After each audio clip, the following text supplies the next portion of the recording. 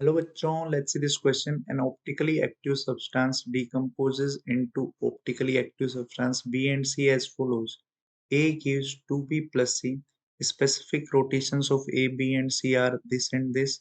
If initially A and B were present in 4:3 mole ratio, the time after which sample becomes optically inactive. So बच्चों यहाँ पे आप देखो, आपको A से 2B प्लस सी में इनिशियल कंसंट्रेशन ए और जो सी का रेशियो है वो दे रखा है 4/3।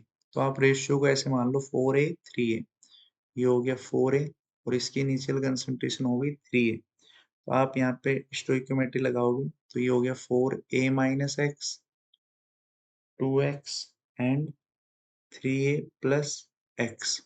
अब इसका जो रोटेशन है ए का वो दे रखा है 40 डिग्री, ये दे रखा है 10 डिग्री और ये दे रखा है -30 डिग्री। तो अब आप इनको ऐड करोगे तो ये आना चाहिए, नेट रोटेशन 0 आना चाहिए।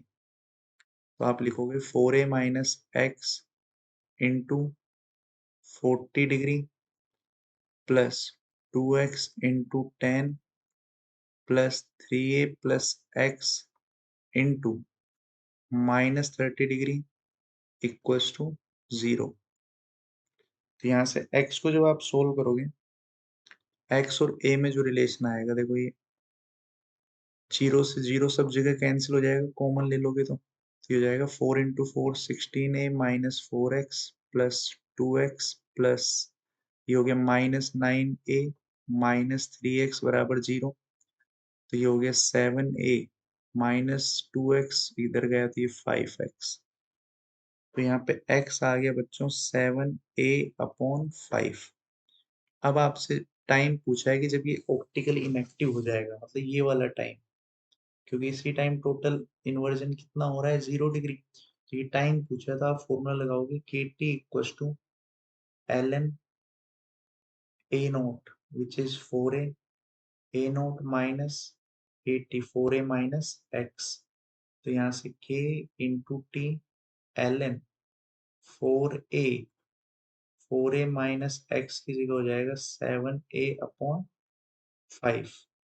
तो इसको जब आप सोल्व करोगे तो k की वैल्यू तो क्वेश्चन में गिवन है, k गिवन है 0.001 यानी 10⁻³ into T equals to ln 20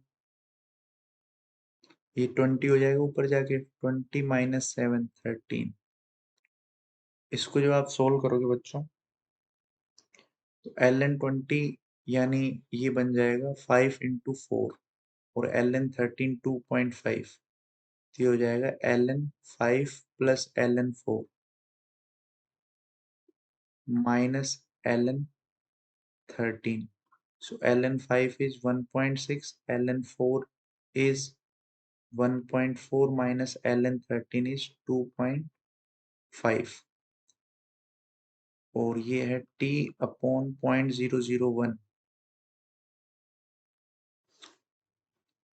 t/10⁻³ है ना ये, तो 10⁻³ इंटू टी मान लो इसको भी ना, तो ये हो गया 3 माइनस 2.5 यानी 0.5।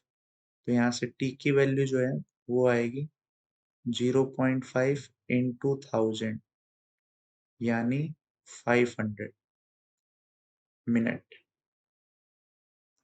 So right answer will be 500 minute. I hope you understand it very well. Thank you. All the best.